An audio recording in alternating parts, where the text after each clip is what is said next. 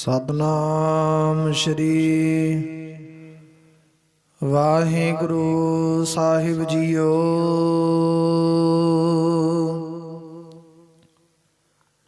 दो कालं प्रणासी दयालं स्वरूपे सदायंग संगे अपंगं बेपूते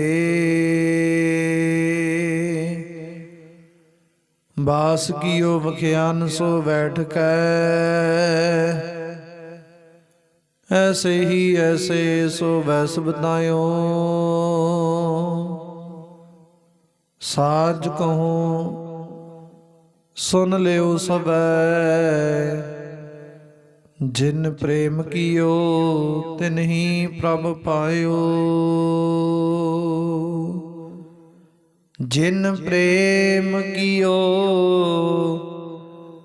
तिन्ही प्रभ पायो। जुगो जुग अटल चवर छत्र तखत दे मालक दसां पातशाहियां जी जोत हाजर नाजर श्री गुरु ग्रंथ साहिब महाराज जी दे पावन पवित्र सतगुरां दे सन्मुख हजूरी अंदर जुड़ बैठी गुरु प्यारी गुरु सवारी गुरु की साजी साज के निवाजी गुरु का खास रूप खालसा साध संगत जीओ। आओ कुछ समय लई सतगुरु जी दे पावन पवित्र चरण कमलां दे नाल मन विरतियां कागर करके जुड़ करके बहन दी कृपालता करिए। समय और सुआसां नूं सफला करिए। सतगुरां दियां खुशियां प्राप्त करना करिए। चल रही लड़ीवार शब्द विचार कथा गुरबाणी सरवण करना करिए। आप संगत ने जो हुण तक लड़ीवार शब्द विचार कथा गुरबाणी सरवण करना कीती ओ विचार इथों तक सी के जिस वेले सतगुरु गुरु गोबिंद सिंह महाराज जी पौंटा साहिब दी धरती तो भंगाणी दा जंग जुत जित के इधर सतगुरु जी श्री आनंदपुर साहिब दी धरती वल आ रहे ने ते रस्ते दे विच राजा मेदनी प्रकाश उन्हें सतगुरु जी नूं अटका लिया, रोक लिया कि सतगुरु जी मैनूं दर्शन दे के जायो। हुण नाहण दा राजा है राजा मेदनी प्रकाश ये जदों सतगुरु दे कहे ते पहुंचिया नहीं। सतगुरु जी नूं लारा ला के उत्थे 12 दिन तक रोकी रखिया ते सतगुरु जी ने उस वक्त विचार कर ली कि राजा मेदनी प्रकाश अपने मन विच डर भै लैके बैठा। वो समय दी सरकार तो मुगल सरकार तो डरदा है। इस गल दा मारा डरदा जेकर मैं सतगुरु दे वल गया ते इन्हां ने सतगुरु दे वल जान के मैनूं भारी सजा देनी है तुर्क बादशाह ने। हुण गुरु साहिब दे तां विरोधी बने आ, पापी बने आ, मेरे भी बनणगे जे नहीं जाना सतगुरु जी वल्लों दुख है। हुण उस वेले उन्हें अपने मंत्री भेजे सन। सतगुरु जी ने ना मंत्रियों नूं रस्ते विच रोक दिता। साडे कोल आउण दी लोड़ नहीं। सतगुरु जी कहंदे इदां दी झूठी प्रीति दा कोई भाव नहीं, कोई मतलब नहीं। साडे नाल झूठी प्रीति नहीं निभदी। सतगुरु ने मोड़ दिता सी।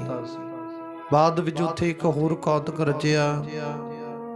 खोटे अते शुभ नगर दे विच गुरु सतगुरु जी ने विचार कीती। आपां कल दी कथा विच सुनिया है ते हुण जिथे इत्थे सतगुरु जी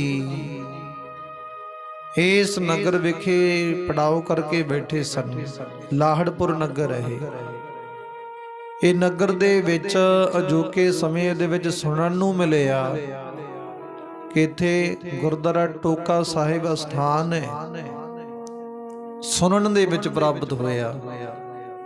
ਕਵੀ ਸੰਤੋਖ ਸਿੰਘ ਜੀ ਲਿਖਦੇ ਆ, ਇੱਥੇ ਸਿੱਖਾਂ ਨੇ ਜਿਹੜਾ ਅਸਥਾਨ ਪ੍ਰਚਲਿਤ ਕੀਤਾ ਟੋਕਾ ਸਾਹਿਬ ਕਰਕੇ ਵਰਣਨ ਕੀਤਾ ਹੈ, ਤੇ ਗੁਰੂ ਗੋਬਿੰਦ ਸਿੰਘ ਮਹਾਰਾਜ ਦੀ ਬਚਨ ਉਚਾਰਨ ਕਰਕੇ ਹੁਣ ਅੱਗੇ ਚਾਲੇ ਪਾਉਣ ਲੱਗੇ ਨੇ। ਸਿੱਖਾਂ ਨੂੰ ਹੁਕਮ ਕੀਤਾ, ਸਿੱਖੋ ਸਾਜੋ ਸਮਾਨ ਵੀ ਤਿਆਰ ਕਰੋ। ਉਹਨਾਂ ਸਿੱਖਾਂ ਨੇ ਗੁਰੂ ਗੋਬਿੰਦ ਸਿੰਘ ਮਹਾਰਾਜ ਦੇ ਪਾਵਨ ਪਵਿੱਤਰ ਬਚਨ ਨੂੰ ਮੰਨਦੇ ਹੋਏ ਉਸ ਅਸਥਾਨ ਤੋਂ ਚਾਲੇ ਪਾਉਣ ਲਈ ਪੂਰਨ ਤੌਰ ਤੇ ਮੁਕੰਮਲ ਤਿਆਰੀ ਕੀਤੀ ਹੈ। ਸਾਜੋ ਸਮਾਨ ਜੋ ਵੀ ਹੈ ਉਹ ਘੋੜਿਆਂ ਦੇ ਉੱਤੇ ਲੱਦ ਲੈਣਾ ਕੀਤਾ, ਗੱਡਿਆਂ ਤੇ ਖੱਚਰਾਂ ਤੇ ਲੱਦ ਲੈਣਾ ਕੀਤਾ। ਜਿੰਨੇ ਵੀ ਤੰਬੂ ਸਨ ਉਥੋਂ ਤੰਬੂ ਚੁੱਕ ਕੇ ਅੱਗੇ ਵੱਲ ਕੂਚ ਕਰਨ ਲੱਗੇ ਨੇ। ਹੁਣ ਰਸਤੇ ਵਿੱਚ ਸਤਿਗੁਰੂ ਜੀ ਦੇ ਨਾਲ ਨਾਲ ਭਾਈ ਦਇਆ ਨਾਮ ਸਤਿਗੁਰ ਦਾ ਪਿਆਰਾ ਸਿੱਖ ਸੇਵਕ ਭਾਈ ਆਨੰਦ ਚੰਦ ਦੀਵਾਨ ਤੇ ਸਤਿਗੁਰ ਦੇ ਭੂਆ ਦੇ 3 ਪੁੱਤਰ ਹੈ। 5 ਸਨ, ਪੰਜਾਂ ਦੇ ਵਿੱਚੋਂ 2 ਸ਼ਹੀਦ ਹੋ ਗਏ। ਭਾਈ ਸੰਗੋ ਜੀ ਸ਼ਹੀਦ ਹੋ ਗਿਆ। ਹੁਣ ਭਾਈ ਗੁਲਾਬ ਚੰਦ, ਭਾਈ ਮਾਰੀ ਤੇ ਇਹ ਜਿਹੜੇ ਸਨ 3 ਭਰਾ ਸੀ, ਇਹ ਨਾਲ ਗੁਰੂ ਸਾਹਿਬ ਜੀ ਦੇ ਚੱਲੇ ਨੇ ਆਨੰਦਪੁਰ ਦੀ ਧਰਤੀ ਤੇ। ਉਸ ਵਕਤ ਇਦਾਂ ਦੇ ਅਨ ਪਿਆਰੇ ਸਿੱਖ ਸੇਵਕ ਗੁਰੂ ਗੋਬਿੰਦ ਸਿੰਘ ਮਹਾਰਾਜ ਜੀ ਨਾਲ ਲੈ ਕੇ ਜਾ ਰਹੇ ਨੇ, ਤੇ ਰਸਤੇ ਵਿੱਚ ਤੁਰੇ ਜਾਂਦੇ ਜਾਂਦਿਆਂ ਨੇ ਅਨੇਕ ਪ੍ਰਕਾਰ ਦੇ ਕੌਤਕ ਰਚਣੇ ਸ਼ੁਰੂ ਕਰ ਦਿੱਤੇ। ਬੜੀ ਖੁਸ਼ੀ ਵਿੱਚ ਝੂਮਦੇ ਜਾ ਰਹੇ ਨੇ, ਆਨੰਦ ਵਿੱਚ ਜਾ ਰਹੇ ਨੇ। ਛੇਤੀ ਦੇਣੇ ਸ਼੍ਰੀ ਅਨੰਦਪੁਰ ਸਾਹਿਬ ਦੀ ਧਰਤੀ ਤੇ ਪਹੁੰਚਣਾ ਚਾਹੁੰਦੇ ਨੇ, ਜਿੱਥੇ ਗੁਰੂ ਗੋਬਿੰਦ ਸਿੰਘ ਮਹਾਰਾਜ ਦੀ ਬਖਸ਼ਿਸ਼ ਰਹਿਮਤ ਅਨੇਕ ਪ੍ਰਕਾਰ ਦੀ ਬਖਸ਼ਿਸ਼ ਵਰਤ ਰਹੀ ਹੈ।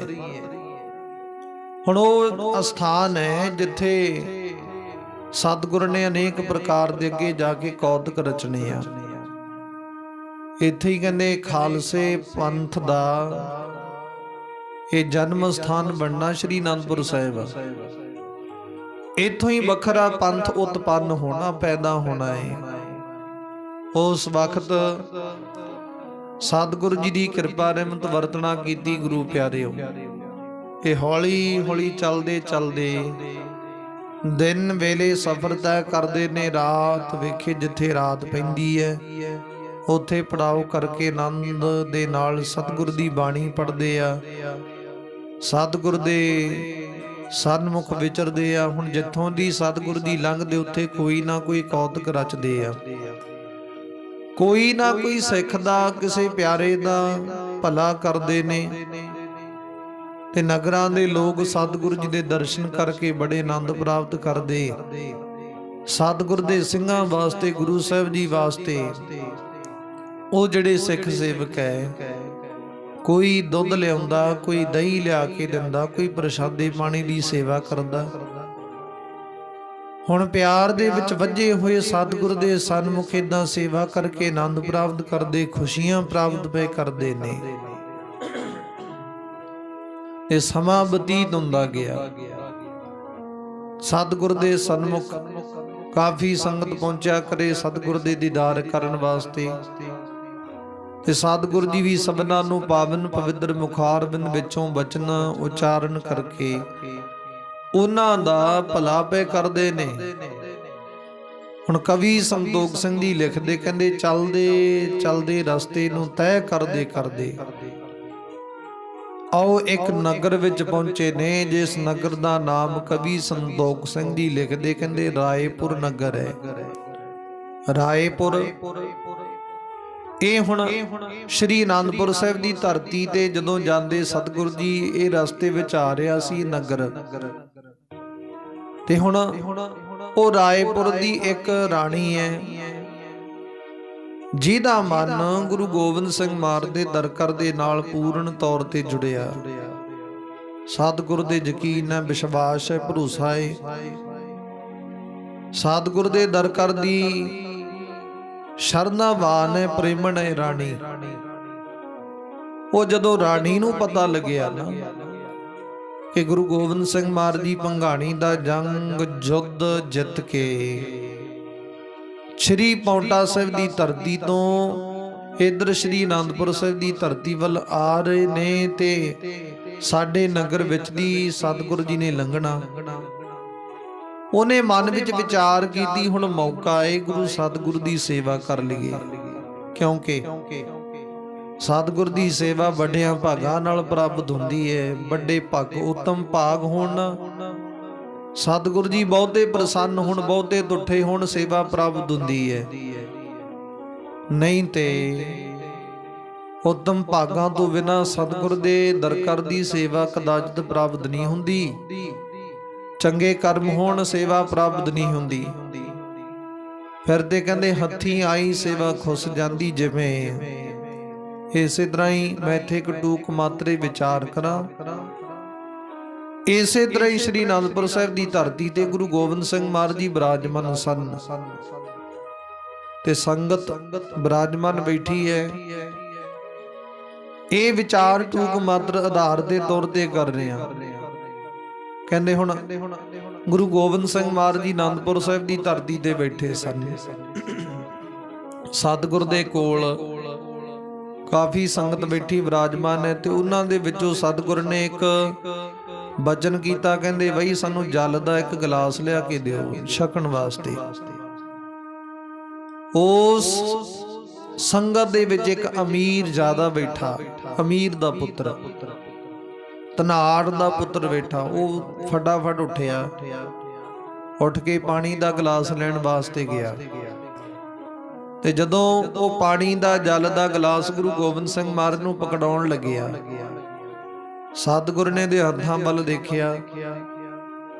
ਜਦੋਂ ਹੱਥਾਂ ਵੱਲ ਵੇਖਿਆ ਤੇ ਉਹਦੇ ਹੱਥ ਬਹੁਤ ਕੋਮਲ ਹੈ। ਹੱਥਾਂ ਤੋਂ ਪਤਾ ਲੱਗ ਜਾਂਦਾ ਜਿਹੜਾ ਬਹੁਤਾ ਮਨੁੱਖ ਮਿਹਨਤ ਮਜ਼ਦੂਰੀ ਕਰਨ ਵਾਲਾ, ਉਹਦੇ ਹੱਥ ਕਿੱਦਾਂ ਦੇ ਹੁੰਦੇ, ਸਖਤ ਹੁੰਦੇ ਨੇ। ਉਹਦੇ ਹੱਥਾਂ ਦੇ ਉੱਤੇ ਅਟਣ ਪਏ ਹੁੰਦੇ ਨੇ, ਇਦਾਂ ਦੇ ਹੱਥ ਹੁੰਦੇ ਸਖਤ ਮਜ਼ਦੂਰੀ ਮਿਹਨਤ ਕਰਨ ਵਾਲੇ ਮਨੁੱਖ ਦੇ। ਤੇ ਵੈਸੇ ਵੀ ਗੁਰੂ ਪਿਆਰਿਓ, ਜਿਹੜਾ ਹੱਥਾਂ ਦੇ ਨਾਲ ਕਾਰਜ ਕੀਤਾ ਜਾਂਦਾ ਉਹਦੀ ਵੱਖਰੀ ਗੱਲ, ਵੱਖਰੀ ਪਛਾਣ ਹੁੰਦੀ ਹੈ।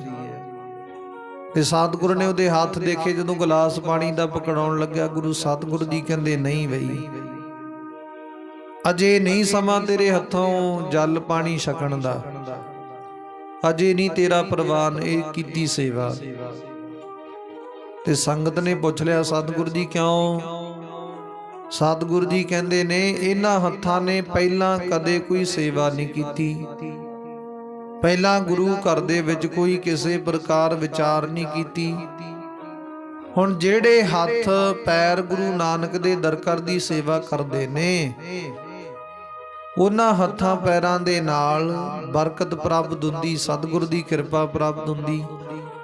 ਤੇ ਜਿਨ੍ਹਾਂ ਹੱਥਾਂ ਵਿੱਚ ਸਤਿਗੁਰ ਦੀ ਕਿਰਪਾ ਨਹੀਂ, ਅਸੀਂ ਉਹਨਾਂ ਹੱਥਾਂ ਦੇ ਵਿੱਚੋਂ ਕਿਵੇਂ ਜਲ ਪਾਣੀ ਛਕ ਲਈਏ? ਭਾਵ ਨਹੀਂ ਵਈ ਤੂੰ ਗੁਰੂ ਨਾਨਕ ਦੇ ਦਰਕਾਰ ਦੀ ਸੇਵਾ ਨਹੀਂ ਕੀਤੀ। ਕੋਲ ਹੀ ਉਹਦੇ ਮਾਪਿਓ ਬੈਠੇ ਸਨ।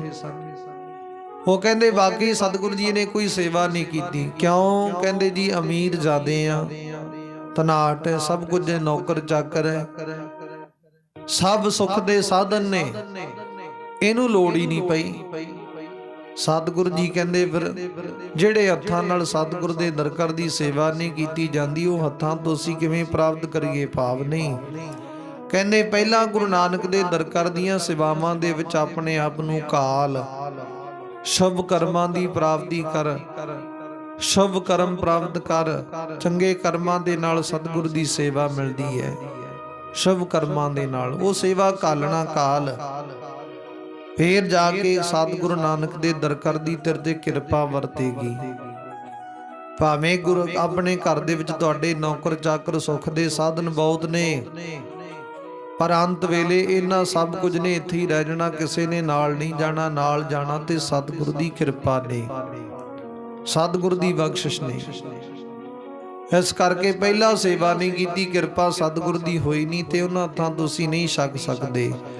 ਵਈ ਸਮਾਂ ਲਾ ਕੇ ਤੂੰ ਸੇਵਾ ਕਰ, ਫੇਰ ਬਾਅਦ ਵਿੱਚ ਤੇਰੇ ਹੱਥੋਂ ਜਲ ਪਾਣੀ ਜ਼ਰੂਰ ਛਕਾਂਗੇ। ਦਿਲਾਸਾ ਦਿੱਤਾ ਸਤਿਗੁਰੂ ਜੀ ਨੇ ਤੇ ਸੰਗਤਾਂ ਨੂੰ ਵੀ ਸ਼ੁਭ ਉਪਦੇਸ਼ ਦਿੱਤਾ। ਭਾਈ ਸੇਵਾ ਸਿਮਰਨ ਇਹ ਬਹੁਤ ਵੱਡੇ ਕਰਮਾਂ ਨਾਲ ਪ੍ਰਾਪਤ ਹੁੰਦੀ ਹੈ। शुभ कर्म हुण जदों सतगुरु जी बहुते मेहरबान दयावान हुण प्रसन्न होण ते जे नहीं फिर भावें जिड्डा मर्जी यतन कर लिए सतगुरु जी परवाह नहीं करदे। ओ पानी दे गिलास वांगू फिर ते इनकार कर दिंदे, मोड़ दिंदे ने। इसे तरह हुण ਇਹ ਰਾਣੀ ਦੀ ਭਾਵਨਾ ਬਹੁਤ ਹੈ ਸਤਿਗੁਰ ਦੇ ਪ੍ਰਤੀ। ਉਹਨੇ ਮਨ ਵਿੱਚ ਵਿਚਾਰ ਕੀਤੀ, ਵੱਡੇ ਕਰਮਾਂ ਨਾਲ ਸੇਵਾ ਮਿਲਦੀ, ਸੇਵਾ ਤੋਂ ਬਿਨਾ ਕਦਾਚਿਤ ਵੀ ਸਤਿਗੁਰ ਦੀ ਕਿਰਪਾ ਰਹਿਮਤ ਪ੍ਰਾਪਤ ਨਹੀਂ ਹੁੰਦੀ।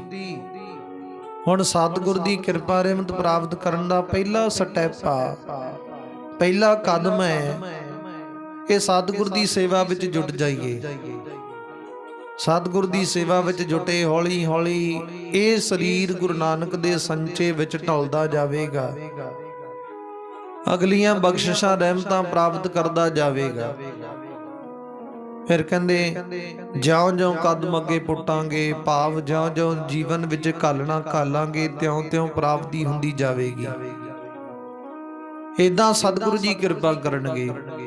ਉਸ ਵੇਲੇ ਗੁਰੂ ਗੋਬਿੰਦ ਸਿੰਘ ਮਹਾਰਾਜ ਦਸਮ ਪਾਤਸ਼ਾਹ ਸਤਿਗੁਰੂ ਜੀ ਨੇ ਬਚਨ ਉਚਾਰਨ ਕੀਤੇ ਤੇ ਗੁਰੂ ਪਿਆਰਿਓ, ਹੁਣ ਇਹ ਰਾਣੀ ਹੈ ਜਿਹੜੀ ਰਾਏਪੁਰ ਦੀ ਰਾਣੀ ਹੈ ਨਗਰ ਦੀ, ਇਹ ਮਨ ਵਿੱਚ ਵਿਚਾਰ ਕਰਦੀ ਮੇਰਾ ਇੱਕ ਛੋਟਾ ਜਿਹਾ ਪੁੱਤਰ ਹੈ, ਕਿਉਂ ਨਾ ਸੇਵਾ ਕਰਕੇ ਸਤਿਗੁਰੂ ਜੀ ਨੂੰ ਪ੍ਰਸੰਨ ਕਰਕੇ ਪੁੱਤਰ ਨੂੰ ਗੁਰੂ ਨਾਨਕ ਦੇ ਦਰ ਕਰ ਆਓ ਗੁਰੂ ਗੋਬਿੰਦ ਸਿੰਘ ਮਹਾਰਾਜ ਦੇ ਚਰਨਾਂ ਦੇ ਨਾਲ ਲਾ ਦੇਵਾਂ। ਜਨਮ ਜੀਵਨ ਇਹਦਾ ਵੀ ਸਫਲਾ, ਮੇਰਾ ਵੀ ਸਫਲਾ। ਹੁਣ ਮੈਂ ਇੱਥੇ ਵੀ ਬੇਨਤੀ ਕਰਦੇ ਹਾਂ, ਸਤਿਗੁਰੂ ਜੀ ਕਹਿੰਦੇ ਨੇ ਜਿਹੜੀਆਂ ਮਾਵਾਂ ਆਪਣੇ ਪੁੱਤਰਾਂ ਨੂੰ ਸਤਿਗੁਰ ਦੇ ਦਰਕਾਰ ਦੇ ਨਾਲ ਜੋੜਦੀਆਂ ਪ੍ਰੇਰਿਤ ਕਰਕੇ, ਉਹਨਾਂ ਮਾਵਾਂ ਦਾ ਵੀ ਭਲਾ ਤੇ ਉਹਨਾਂ ਪੁੱਤਰਾਂ ਦਾ ਵੀ ਭਲਾ। ਸਤਿਗੁਰੂ ਜੀ ਕਿਰਪਾ ਕਰਦੇ ਨੇ, ਬਖਸ਼ਿਸ਼ ਕਰਦੇ ਨੇ। ਹੁਣ ਜਿਵੇਂ ਭਗਤ ਫਰੀਦ ਦੀ ਮਾਂ ਹੋਈ ਹੈ, ਭਗਤ ਕਬੀਰ ਦੀ ਮਾਂ ਹੋਈ ਹੈ, ਭਗਤ ਧਰੂ ਦੀ ਮਾਂ ਹੋਈ ਹੈ, ਉਹਨਾਂ ਮਾਵਾਂ ਦੀ ਵਿਚਾਰ ਜਦੋਂ ਕਰੀਏ, ਉਹਨਾਂ ਮਾਵਾਂ ਦੀ ਕੀਤੀ ਘਾਲਣਾ, ਕੀਤੀ ਵਡਿਆਈ ਨਕਾਰੀ ਨਹੀਂ ਜਾ ਸਕਦੀ। ਕਿਉਂਕਿ ਭਗਤ ਫਰੀਦ ਨੂੰ ਇਹ ਵੱਡੀ ਪਦਵੀ ਦੇ ਰਾਹ ਤੇ ਤੋਰਨ ਦੀ ਵਿਚਾਰ, ਵੱਡਾ ਰੁਤਬਾ ਪ੍ਰਾਪਤ ਕਰਨ ਦੀ ਵਿਚਾਰ, ਇਹ ਕੇਵਲ ਮਾਂ ਦੀ ਸਖਿਆ ਤੋਂ ਪ੍ਰਾਪਤ ਹੋਈ ਹੈ। ਭਗਤ ਫਰੀਦ ਦੀ ਮਾਂ ਰੋਜ਼ਾਨਾ ਫਰੀਦ ਨੂੰ ਕਿਹਾ ਕਰ, ਫਰੀਦ ਦਾ ਪੁੱਤਰਾ ਨਾਮ ਜਪਿਆ ਕਰ। ਤੇ ਭਗਤ ਫਰੀਦ ਦੀ ਮਾਂ ਜਦੋਂ ਇਦਾਂ ਪ੍ਰੇਰਿਤ ਕਰਿਆ ਕਰੇ ਪੁੱਤਰ ਨੂੰ, ਉਹ ਆਖਿਆ ਕਰੇ ਮਾਂ ਨਾਮ ਤੇ ਜਪ ਲੈਣਾ, ਨਾਮ ਜਪਣ ਨਾਲ ਮੈਨੂੰ ਲਾਭ ਕੀ ਹੋਵੇਗਾ। ਹੁਣ ਛੋਟੇ ਬੱਚਿਆਂ ਨੂੰ ਖਾਣ ਦੀ ਲਾਲਚਾ ਹੁੰਦੀ ਹੈ, ਖਾਣ ਪੀਣ ਦੀ ਮਨ ਦੇ ਵਿੱਚ ਚਾਹਤ ਹੁੰਦੀ ਹੈ। ਉਸ ਵਕਤ ਮਾਂ ਨੇ ਆਖਿਆ, ਪਹਿਲੇ ਸਮਿਆਂ ਵਿੱਚ ਗੁੜ ਤੇ ਸ਼ੱਕਰ ਇਹ ਵੱਡੀ ਮਠਿਆਈ ਮੰਨੀ ਜਾਂਦੀ ਸੀ। ਮਾਂ ਨੇ ਆਖਿਆ ਪੁੱਤ ਜੇਕਰ ਤੂੰ ਨਾਮ ਜਪੇਗਾ ਪ੍ਰਮਾਤਮਾ ਤੈਨੂੰ ਗੁੜ ਦੀ ਬਖਸ਼ਿਸ਼ ਕਰੇਗਾ, ਸ਼ੱਕਰ ਦੇਵੇਗਾ ਖਾਣ ਵਾਸਤੇ।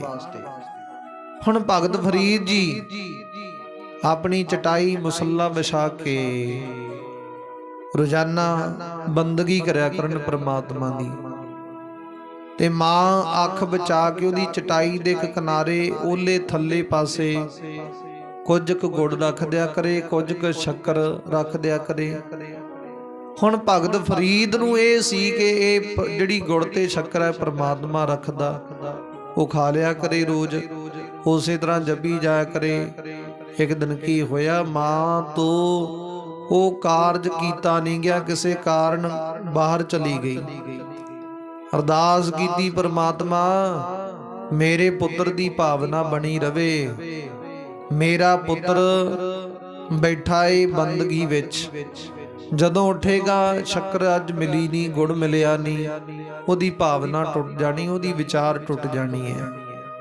ਪ੍ਰਮਾਤਮਾ ਲਾਜ ਰੱਖੀ, ਮੇਰੇ ਪੁੱਤਰ ਨੂੰ ਅੱਜ ਦੀ ਜਿਹੜੀ ਗੁੜ ਤੇ ਸ਼ੱਕਰ ਦੀ ਦੇਣ ਦੀ ਡਿਊਟੀ ਤੂੰ ਨਿਭਾ ਦੇ, ਕਿਰਪਾ ਕਰਦੇ ਨਹੀਂ ਤੇ ਮੇਰਾ ਪੁੱਤਰ ਟੁੱਟ ਜਾਵੇਗਾ ਤੇਰੇ ਚਰਨਾਂ ਤੋਂ।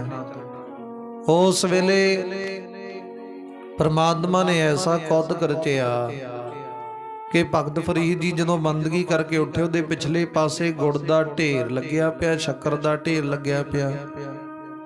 ਜਦੋਂ ਉੱਠ ਕੇ ਉਹਨੇ ਦੇਖਿਆ ਬੜਾ ਹੈਰਾਨ ਹੋਇਆ।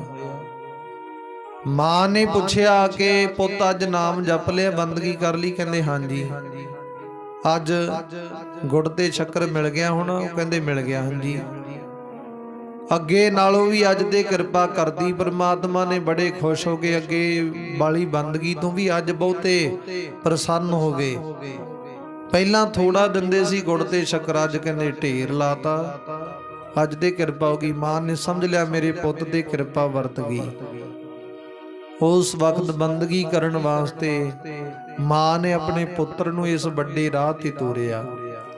ਭਗਤ ਕਬੀਰ ਦੀ ਮਾਂ ਨੇ ਵੀ ਆਪਣੇ ਪੁੱਤਰ ਨੂੰ ਇਦਾਂ ਪ੍ਰੇਰਿਤ ਕਰਕੇ ਤੋਰਿਆ। ਭਗਤ ਧਰੂਰੀ ਮਾਂ ਨੇ ਵੀ ਆਪਣੇ ਪੁੱਤਰ ਨੂੰ ਇਦਾਂ ਪ੍ਰੇਰਿਤ ਕਰਕੇ ਬੰਦਗੀ ਦੇ ਰਾਹ ਤੇ ਤੋਰਿਆ। ਮਾਂ ਚਾਵੇ ਤੇ ਪੁੱਤਰ ਨੂੰ ਚੋਰ ਬਣਾ ਸਕਦੀ ਹੈ, ਮਾਂ ਚਾਵੇ ਤੇ ਪੁੱਤਰ ਨੂੰ ਸਾਧ ਬਣਾ ਸਕਦੀ ਹੈ।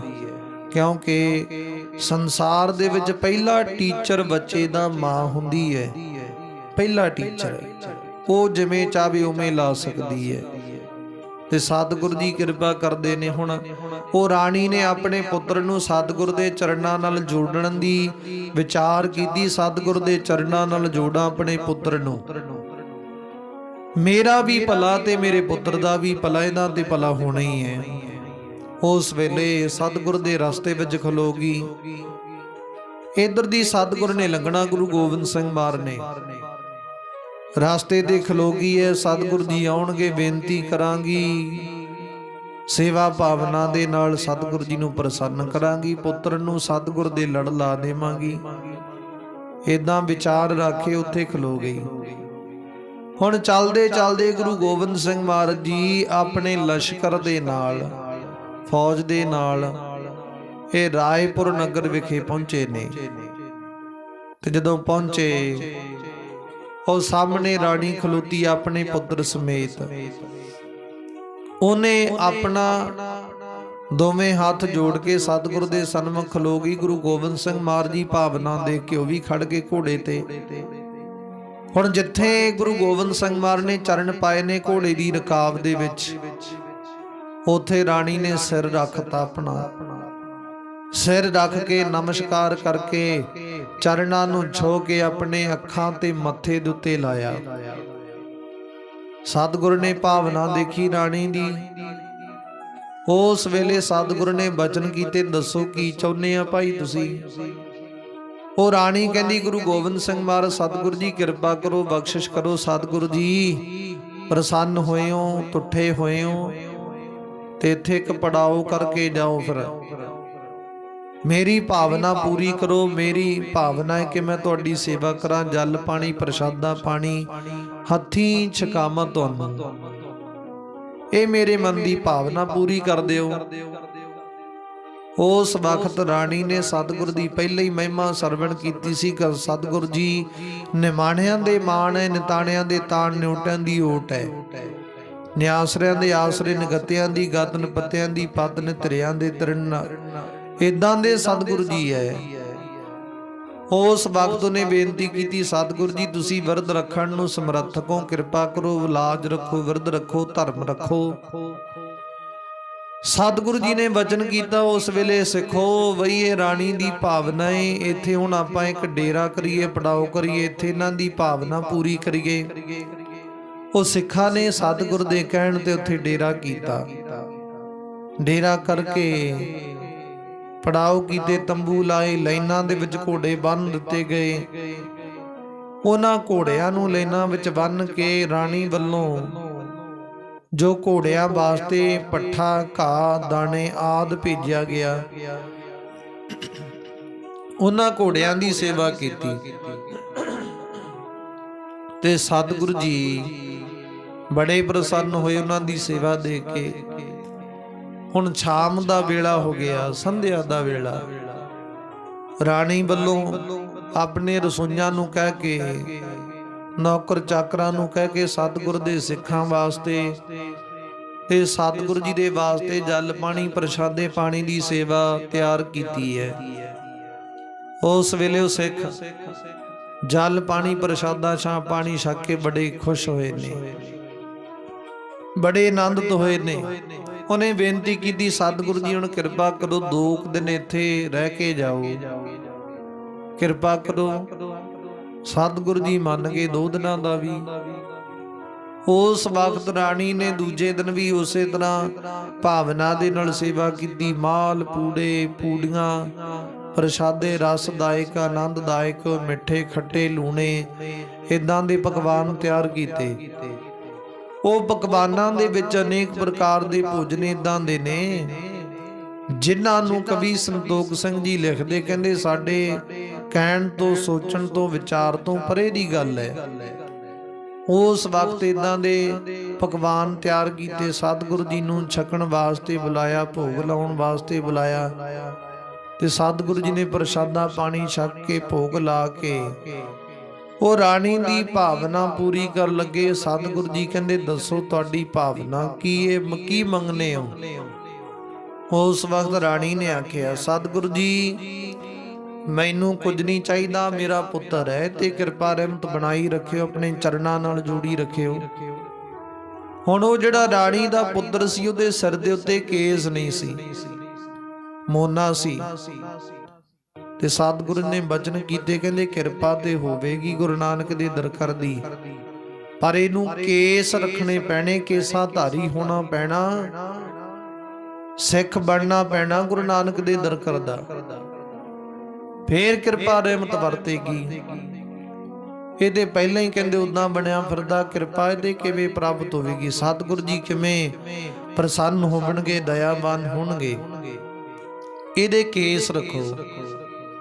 ਰਾਣੀ ਨੇ ਬੇਨਤੀ ਕੀਤੀ, ਹੱਥ ਜੋੜ ਕੇ ਬੇਨਤੀ ਕਰ ਲੱਗੀ, ਸਤਿਗੁਰੂ ਜੀ ਕੇਸ ਕਿਵੇਂ ਰੱਖੀਏ? ਕਹਿੰਦੇ ਤੁਰਕ ਬਾਦਸ਼ਾਹ ਦਾ ਜਿਹੜਾ ਸਮਾਂ ਹੈ ਬਹੁਤ ਘਾਤਕ ਹੈ, ਖਤਰਨਾਕ ਹੈ। ਇਹ ਤੁਰਕ ਬਾਦਸ਼ਾਹ ਜਿਹੜੇ ਆਪਣੇ ਆਪ ਦੇ ਵਿੱਚ ਹਕੂਮਤ ਪ੍ਰਾਪਤ ਕਰੀ ਬੈਠੇ, ਆਪਣੇ ਮਨ ਦੀ ਮਰਜ਼ੀ ਕਰਦੇ ਆ, ਇਹਨਾਂ ਨੂੰ ਕਿਸੇ ਕਾਨੂੰਨ ਤੱਕ ਨਹੀਂ, ਕਿਸੇ ਪ੍ਰਕਾਰ ਕੋਈ ਇਦਾਂ ਦੀ ਵਿਚਾਰ ਨਹੀਂ, ਕੋਈ ਕਾਨੂੰਨ ਨਹੀਂ, ਕੋਈ ਧਰਮ ਨਹੀਂ ਇਹਨਾਂ ਦੇ ਵਾਸਤੇ। ਇਹ ਆਪਣੀ ਮਨ ਦੀ ਮਰਜ਼ੀ ਪਏ ਕਰਦੇ, ਜੋ ਇਹਨਾਂ ਨੂੰ ਚੰਗਾ ਲੱਗਦਾ ਉਹਦੇ ਮੁਤਾਬਕ ਵਿਚਰਦੇ, ਭਾਵੇਂ ਕੋਈ ਵੱਡਾ ਭਾਵੇਂ ਕੋਈ ਛੋਟਾ, ਭਾਵੇਂ ਦੁਖੀਆ ਭਾਵੇਂ ਸੁਖੀਆ। ਇਹਨਾਂ ਨੇ ਆਪਣੇ ਮਨ ਦੀ ਮਤ ਨੂੰ ਵਿਚਾਰ ਨੂੰ ਉਤਪੰਨ ਕਰਨਾ।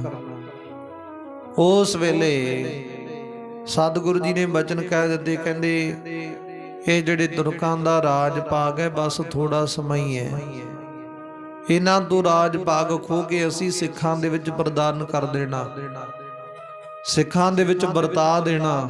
ਹੁਣ ਰਾਣੀ ਦੀ ਭਾਵਨਾ ਸੀ, ਉਹਨੂੰ ਯਕੀਨ ਸੀ ਸਤਿਗੁਰੂ ਜੀ ਕਰਨ ਕਾਰਨ ਨੂੰ ਸਮਰੱਥਕ ਨੇ, ਜੋ ਕਹਿੰਦੇ ਉਹ ਕਰਕੇ ਦਿਖਾਉਂਦੇ ਆ, ਇਹਨਾਂ ਤੋਂ ਕੁਝ ਲੁਕਿਆ ਛੁਪਿਆ ਨਹੀਂ ਰਿਹਾ। ਉਸ ਵੇਲੇ ਰਾਣੀ ਦੀ ਮਨ ਦੀ ਦਾ ਵਿਚਾਰ ਦੇਖੀ ਤੇ ਗੁਰੂ ਗੋਬਿੰਦ ਸਿੰਘ ਮਹਾਰਾਜ ਨੇ ਬਚਨ ਕੀਤੇ, ਬਸ ਥੋੜੇ ਸਮੇਂ ਵਿੱਚ ਇਹਨਾਂ ਦਾ ਸਾਰਾ ਰਾਜ ਭਾਗ ਹੋ ਕੇ ਅਸੀਂ ਆਪਣੇ ਪਿਆਰਾਂ ਦੇ ਵਿੱਚ ਵਰਤਾ ਦੇਵਾਂਗੇ, ਸਤਿਗੁਰ ਦੀ ਕਿਰਪਾ ਰਹਿਮਤ ਵਰਤੇਗੀ। ਉਸ ਵੇਲੇ ਸਤਿਗੁਰ ਦੀ ਬਖਸ਼ਿਸ਼ ਵਰਤੀ। ਸਤਿਗੁਰ ਨੇ ਹੁਕਮ ਕੀਤਾ, ਪਹਿਲਾਂ ਇਹਦੇ ਕੇਸ ਰੱਖੋ। ਰਾਣੀ ਨੇ ਕੇਸ ਰੱਖਣੇ ਸ਼ੁਰੂ ਕਰ ਦਿੱਤੇ, ਸਤ ਵਚਨ ਕਹਿ ਦਿੱਤਾ। ਸਤਿਗੁਰੂ ਜੀ ਕਹਿੰਦੇ ਆਉਣ ਵਾਲੇ ਸਮੇਂ ਦੇ ਇਹ ਵੱਡੇ ਸਰਦਾਰ ਰਾਜੇ ਹੋਣਗੇ, ਇਹਨਾਂ ਨੂੰ ਵੱਡੀਆਂ ਸਰਦਾਰੀਆਂ ਪ੍ਰਾਪਤ ਹੋਣਗੀਆਂ, ਵੱਡੇ ਰੁਤਬੇ ਪ੍ਰਾਪਤ ਹੋਣਗੇ। ਰਾਣੀ ਨੂੰ ਯਕੀਨ ਹੈ ਕਿ ਸਤਿਗੁਰੂ ਜੀ ਚਾਹੁਣ ਤੇ ਪਲਾਂ ਦੇ ਵਿੱਚ ਰਾਜੇ ਨੂੰ ਕੰਗਾਲ ਕਰ ਸਕਦੇ, ਜਿਹੜਾ ਕੰਗਾਲ ਇਹਨੂੰ ਪੱਲਾਂ ਦੇ ਵਿੱਚ ਰਾਜਾ ਬਣਾ ਸਕਦੇ ਨੇ। ਇਦਾਂ ਦੀ ਸਤਿਗੁਰੂ ਦੀ ਬਖਸ਼ਿਸ਼ ਹੈ। ਉਸ ਵੇਲੇ ਰਾਣੀ ਨੂੰ ਯਕੀਨ ਸੀ, ਉਹ ਕਹਿਣ ਲੱਗੀ ਸਤਿਗੁਰੂ ਜੀ ਹੁਣ ਕਿਰਪਾ ਕਰਿਓ, ਪੱਲੇ ਨਾਲ ਲਾ ਕੇ ਰੱਖਿਓ, ਇਹਨੂੰ ਚਰਨਾਂ ਨਾਲ ਜੋੜ ਕੇ ਰੱਖਿਓ, ਚਰਨਾਂ ਤੋਂ ਦੂਰ ਨਾ ਕਰਿਓ। ਉਸ ਵਕਤ ਉਹ ਰਾਣੀ ਦੀਆਂ ਇਦਾਂ ਦੀਆਂ ਵਿਚਾਰਾਂ ਗੁਰੂ ਗੋਬਿੰਦ ਸਿੰਘ ਮਹਾਰਾਜ ਨੇ ਉਸ ਵਕਤ ਉਹਦੀ ਭਾਵਨਾ ਨੂੰ ਪੂਰਨ ਕੀਤਾ, ਉਹਦੀਆਂ ਵਿਚਾਰਾਂ ਨੂੰ ਪੂਰਨ ਕੀਤਾ ਤੇ ਰਾਣੀ ਆਪਣੇ ਹਿਰਦੇ ਵਿੱਚ ਬੜੀ ਖੁਸ਼ ਹੋਈ ਹੈ, ਬੜੀ ਪ੍ਰਸੰਨ ਹੋਈ ਹੈ ਕਿ ਸਤਿਗੁਰ ਦੀ ਅੱਜ ਮੋਹਰ ਲੱਗ ਗਈ ਹੈ, ਸਤਿਗੁਰ ਦੀ ਕਿਰਪਾ ਹੋ ਗਈ, ਸਮਾਂ ਪਾ ਕੇ ਸਮਾਂ ਵੀ ਆਵੇਗਾ। ਉਹਨੂੰ ਯਕੀਨ ਹੈ, ਵਿਸ਼ਵਾਸ ਹੈ, ਭਰੋਸਾ ਹੈ ਤੇ ਹੁੰਦਾ ਵੀ ਨਹੀਂ ਹੈ ਪਿਆਰਿਓ। ਜਦੋਂ ਸਮਾਂ ਬਤੀਤ ਹੋ ਜਾਂਦਾ ਨਾ ਉਸ ਸਮੇਂ ਦਾ, ਬਾਅਦ ਵਿੱਚ ਸਤਿਗੁਰੂ ਦੀ ਇਦਾਂ ਕਿਰਪਾ ਰਹਿਮਤ ਵਰਤ ਜਾਂਦੀ ਹੈ। ਇਦਾਂ ਸਤਿਗੁਰੂ ਜੀ ਕਿਰਪਾ ਕਰ ਦਿੰਦੇ ਨੇ, ਬੇਅੰਤ ਬਖਸ਼ਿਸ਼ਾਂ ਕਰ ਦਿੰਦੇ ਨੇ, ਜਿਹੜੇ ਕਿ ਸੰਸਾਰ ਦੇ ਵਿੱਚ ਆਮ ਮਨੁੱਖ ਦੇ ਸਮਝਣ ਦੇ ਪਰੇ ਦੀ ਗੱਲ ਹੈ।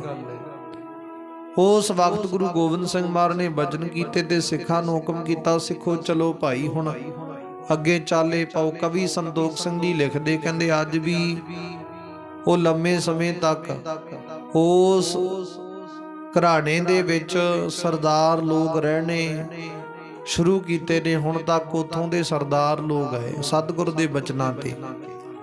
ਹੁਣ ਜਿਹੜੇ ਬਚਨ ਗੁਰੂ ਸਤਿਗੁਰ ਨੇ ਕਰ ਦਿੱਤੇ, ਉਹ ਬਚਨ ਜੁਗਾਂ ਜੁਗਾਂ ਤੱਕ ਟਲ ਰਵਣਗੇ। ਉਹਨਾਂ ਬਚਨਾਂ ਦੇ ਵਿੱਚ ਕਦਾਚਿਤ ਕੋਈ ਊਣਤਾਈ ਨਹੀਂ, ਕੋਈ ਘਾਟਾ ਨਹੀਂ, ਕੋਈ ਸੰਨ ਨਹੀਂ ਲੱਗ ਸਕਦੀ। ਤੇ ਸਤਿਗੁਰ ਦੀ ਕਿਰਪਾ ਰਹਿਮਤ ਵਰਤਦੀ ਹੈ। ਹੁਣ ਗੁਰੂ ਗੋਬਿੰਦ ਸਿੰਘ ਮਹਾਰਾਜ ਨੇ ਸਿੱਖਾਂ ਨੂੰ ਹੁਕਮ ਕੀਤਾ, ਸਿੱਖੋ ਅੱਗੇ ਚਾਲੇ ਪਾਈਏ। ਉਹਨਾਂ ਸਿੱਖਾਂ ਨੇ ਜਿੰਨੇ ਵੀ ਤੰਬੂ ਸੀ, ਜਿੰਨੇ ਘੋੜੇ ਸੀ, ਸਾਜੋ ਸਮਾਨ ਹੈ ਉਹ ਤਿਆਰ ਕੀਤਾ। ਅੱਗੇ ਹੁਣ ਉਹ ਸ਼੍ਰੀ ਅਨੰਦਪੁਰ ਸਾਹਿਬ ਦੀ ਧਰਤੀ ਵੱਲ ਚਾਲੇ ਪਾ ਦੇਣ ਦੀ ਵਿਚਾਰ ਕੀਤੀ। ਇਦਾਂ ਕਰਕੇ ਸਤਿਗੁਰ ਜੀ ਅੱਗੇ ਵਧੇ ਨੇ, ਅੱਗੇ ਵੱਲ ਚੱਲਣ ਲੱਗੇ ਨੇ। ਹੁਣ ਇੱਥੋਂ ਚੱਲ ਕੇ ਸਤਿਗੁਰ ਜੀ ਕੀਰਤਪੁਰ ਦੀ ਧਰਤੀ ਤੇ ਪਹੁੰਚਣਗੇ।